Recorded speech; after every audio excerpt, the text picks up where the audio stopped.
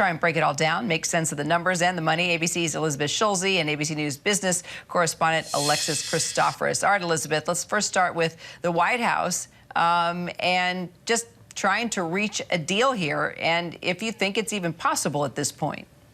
Look here, the White House says that it's trying to reach out to lawmakers from both sides of the aisle to come to a bipartisan agreement to either suspend or raise that $31 trillion debt limit. That would mean that the government can keep borrowing money, can stop with the risk of a default, can keep paying all of the obligations that it needs. And we're talking about obligations, important to remember, we're talking about payments for Social Security, for Medicare. These are day-to-day payments that the government has already committed to. These are bills it already owes.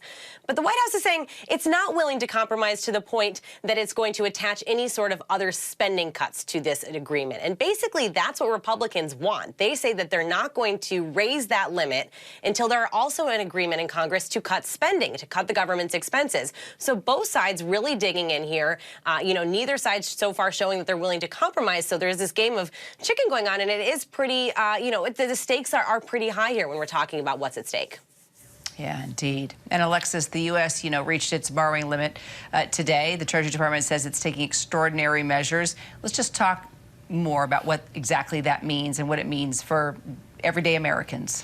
It means that the government has to get pretty creative now in order to pay the bills. Elizabeth ticked off a few of those things: Social Security payments, also our tax refunds, if we want those on time. That's another bill the government owes. Also, if anybody holds Treasury debt, bondholders, they're due money as well. So the government has to find the money elsewhere, get creative, and sort of move things around, if you will, very much the way you would do in your old household budget. If you couldn't pay a bill, you'd have to take money from someplace else in the budget to pay. So just a few examples of these extraordinary measures. The Treasury is not going to make any new investments for the time being in 2 government retiree funds for pensions and health care. They're also going to suspend reinvestments in something called the G Fund, and that's a federal employee retirement fund. We should note, though, those retirement investments will be put back into those funds once the debt ceiling is raised. But again, this is not a long-term solution. It really kicks the can down the road until about June, when the government is going to have to stop playing politics and come up with a real solution here,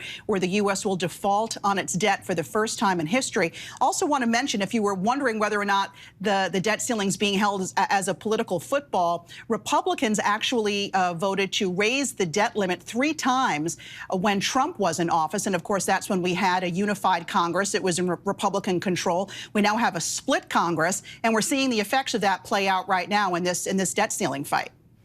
So, Elizabeth, there is a lot of pressure on Congress to reach a deal. How soon could the country potentially default if lawmakers aren't able to come together with this bipartisan agreement you talk about? Well, look, the clock is ticking here. Ultimately, these extraordinary steps that Alexis just laid out, they will go until at least June. That's according to Treasury Secretary Janet Yellen.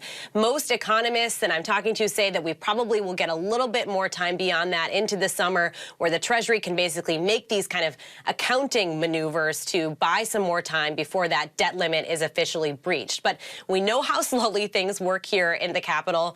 There is not any sense of movement on coming together on a bipartisan agreement. And the fact is that the closer that we get to that date of a possible default, the more nervous the stock market is going to get. When we were in this situation, probably the best comparison is back in 2011.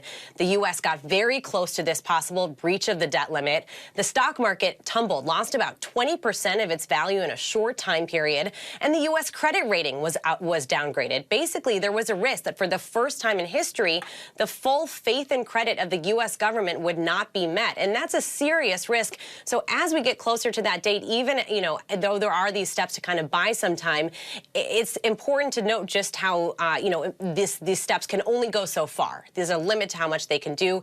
It does ultimately come down to Congress.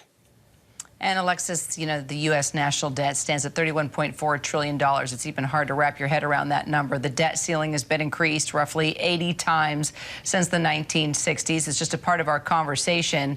And there's a lot of reasons why we got this deep in debt.